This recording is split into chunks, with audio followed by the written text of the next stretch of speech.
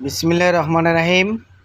প্রিয় দর্শক মণ্ডলী, লালমনিরহাট জেলার বিশিষ্ট ব্যবসায়ী মদিনা বেকারির মালিক আলহাজ মোহাম্মদ আমানুল্লাহ হাজি গতকাল রাতে ইন্তেকাল করিয়াছেন।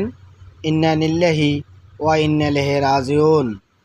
আজ দুপুর 2:15 লালমনিরহাট কেন্দ্রীয় ঈদগাহ মাঠে তার জানাজার নামাজ সম্পূর্ণ হইল। আমরা তার জন্য মহান রব্বুল আলামিন আল্লাহ তাআলার দরবারে দোয়া করি, আল্লাহ তাআলা যেন তাকে জান্নাত নসিব করেন এবং শোকাহত পরিবারকে ধৈর্য ধারণ করার তৌফিক দান করে। আমরা সকলেই বলি আমিন। প্রিয় দর্শক মণ্ডলী, আমি এইমাত্র উপস্থিত আছি লালমনিরহাট কেন্দ্রীয় ঈদগাহ মাঠে। হাজী সাহেব একজন অত্যন্ত ভালো মনের মানুষ ছিলেন। তিনি সব সময় ধর্মপ্রাণ মুসল্লি এবং